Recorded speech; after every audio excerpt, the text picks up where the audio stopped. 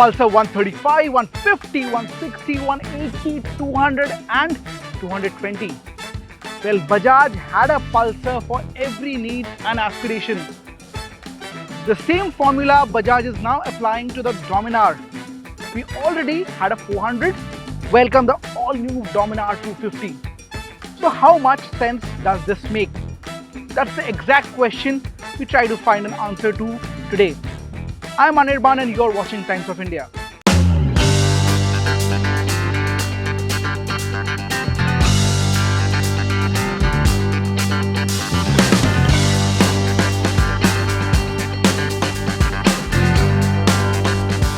From a distance, it's nearly impossible to distinguish between a Dominar 250 and a Dominar 400. That said, this red and black scheme you see here is exclusive to the 250, while the big brother gets a Hulk green shade. Bajaj has tried to keep most fitments intact between the two Dominars. Well, there are a few changes. Let's look at the changes first. While it may look all that familiar, the Dominar 250 features skinnier cycle paths. The front USD is 37mm here, while the Dominar 400 gets 43mm. The tires used are 17 inches with 100 section front and 130 rear. The numbers are identical to Pulsar RS 200. However, Bajaj says the compound used to create these tires is slightly softer to accommodate more weight.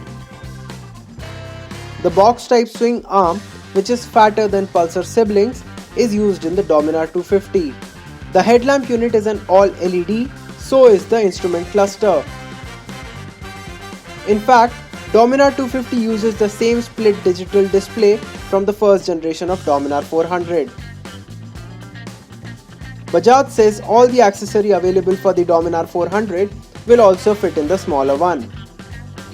Bajaj has an upper hand in the market thanks to the racing genes of KTM.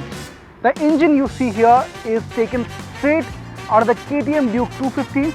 Well, the tuning has been changed, the lower body is same, the upper body has been tweaked. So what it translates into is slightly diminished power, and the power and torque kicks in much earlier than the KTM Duke 250. So it's not as aggressive, as explosive what you see in a Duke 250, but this has a refined character and a solid punch. Let's hop on the motorcycle and see what Dominar 250 is capable of. Now the first question that comes to my mind is why a 250 and not a 200? Bajaj, referring to its market research, indicates that quarter litre class is a must for touring purposes. And the second important question is, why at all a smaller capacity Dominar when the 400 clocks just around 3000 units a month? Again, Bajaj's explanation is quite simple. Dominar 250 would bridge the gap of an entry-level tourer, better fuel efficiency and the obvious affordability quotient that comes with a smaller bike. Unlike the KTM Duke 250, the baby Dominar has an excellent bottom and mid-range torque. The compression ratio of Duke 250 is 12.5, while Dominar 250 is 11.9:1. Quite naturally, the engine is not under the constant pump. The meaty torque coupled with short first 3 gears means the city ride is a breeze. The slipper clutch works effortlessly and the gear shifts are slick as well.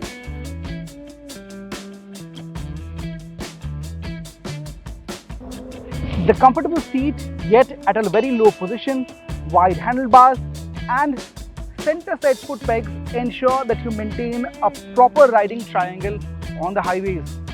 However, this bike tips at 180 kilos. The curb weight is just 7 kilos short of the Dominar 400, and in fact this is the heaviest bike in its class. Just like the 400, the wheelbase is longer than any other motorcycle in the class. Thanks to these, Dominar 250 loses out on the zippiness in the cities, but take it to the highways, you'd be pleasantly surprised by the stability and the well-grounded nature of this motorcycle.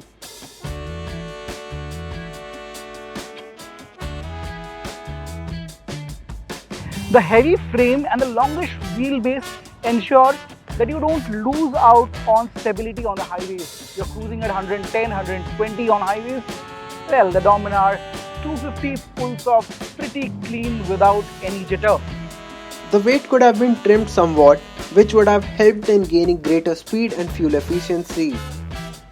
Dominar races to 100 quickly, cruises at 120, but from there it takes a bit of an effort to hit 140 kmph. So you would want your Dominar 250 to compete in zigzags or drag race. Ride the Dominar and enjoy the sedate riding experience on the highways as the liquid-cooled engine munches miles. The suspensions are taut, and along with the bulky weight, the Dominar is well planted.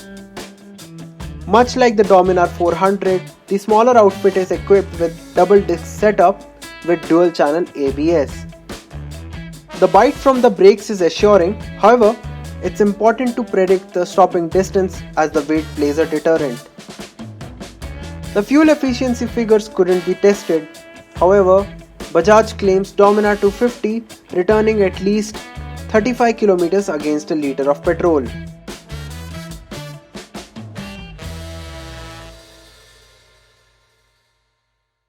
Bajaj Auto is known for the competitive pricing, and so has been the case here.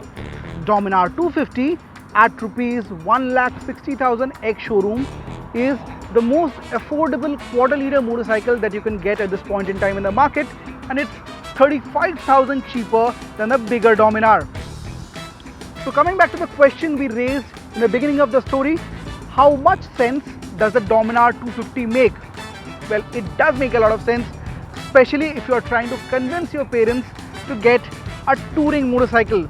This entry-level tourer 250cc 1,60,000 does present a good case for itself. Though it comes with a lot of shortcomings, especially within the city limits, but once on the highway, this touring motorcycle is capable of pulling off long distances. Thanks for watching. Stay tuned with Times of India for further news and updates.